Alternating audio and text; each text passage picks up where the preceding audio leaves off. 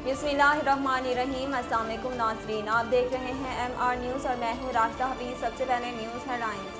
पाकिस्तान में दुनिया भर में कोविड की नई किस्म ओमिक्रॉन की शरह में तेज़ी से इजाफा हो रहा है और तिब्बी माहिरीन की जानिब से अवाम को मास्क लाजमी पहनने का मशवरा दिया जा रहा है।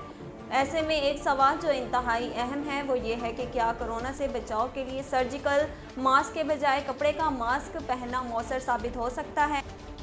माहिरीन का कहना है कि कपड़े के मास्क सर्जिकल मास्क के मुकाबले में कोरोना से तहफ़्फ़ुज़ नहीं देते। लोधरा में इश्तिहारी मुलजिम की गिरफ्तारी के लिए जाने वाली पुलिस पार्टी पर मुलजिम के साथियों ने हमला कर दिया और पुलिस एहलकारों की वर्दियां भी फाड़ दी।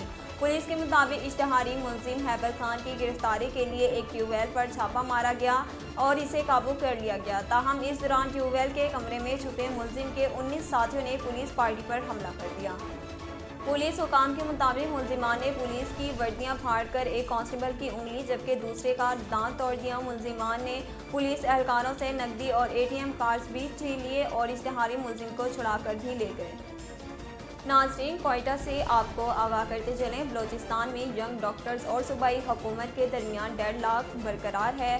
बलोचिस्तान हुकूमत और यंग डॉक्टर्स के दरमियान डेडलॉक के बाइस मरीजों को शदीद परेशानी का सामना है। हड़ताल के सबब सरकारी अस्पतालों में OPDs और इंडोर सर्विसेज बंद हुए 3 माह बीत गए, जिसके बायस बच्चों, बुजुर्ग और खवातीन मरीजों का भी कोई हल नहीं। सूबे के सरकारी अस्पतालों में डॉक्टर की हड़ताल की वजह से मरीज निजी अस्पतालों का रुख करने और महंगा इलाज करवाने पर मजबूर हैं।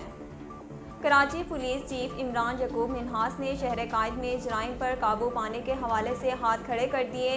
कराची पुलिस चीफ इमरान यकूब मिन्हास ने शहर कायद में जराइम की बढ़ती हुई वारदातों से मुतल्लिक गुफ्तगू की।